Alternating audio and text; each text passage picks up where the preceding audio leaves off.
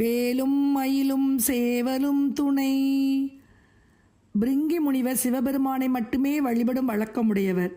உமையம்மை இறைவன் உடம்பின் இடப்பாகத்தை பெற்றபோதும் வண்டு உரு எடுத்து துளைத்து சிவனையே வழிபட்டார். அதனால் உமையம்மை அவரை வன்னிமரம் ஆகும்படி சபித்தார். பின்னர் முனிவர் இறைவியை வழிபட்டு அவர் அருளால் சாப விமோச்சனம் பெற்ற இடம் திருவாமாத்தூர்.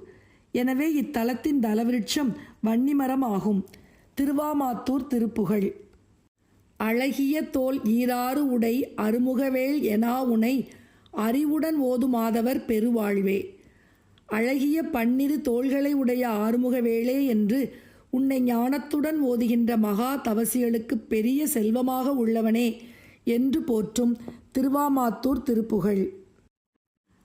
ஆடல்வடி வேல்கள் வாளிகள் அவை விடவோடல் நேர்வடு மயில் விழியாலும் ஆலனும் அதவேள தளவிய கோடு போல்வினை அளவளவான கூர்முலை அதின்முகமோடு மாடையின் அழகாலும் துடையிடையாலும் வாளர்கள் துயவுற மாயமாயொரு துணிவுடன் ஊடுமாதர்கள் துணையாக தொழுதவர் பாதமோதியுன் வழி வழியான நாவுயர் துளையலை மாலு போலுயிர் சுழல்வேனோ.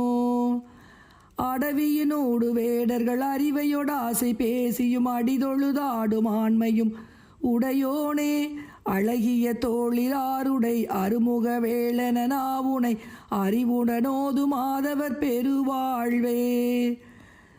விடையறு மீச நேசமும் மிக நினைவார்கள் தீவினை யுக நொடி தோட மேலனை பவர் மூதூர் விரைசரி தோகை மாதர்கள் விரகுட நாடு மாதையில் விரல் மயில் மீது மேவிய பெருமாளே.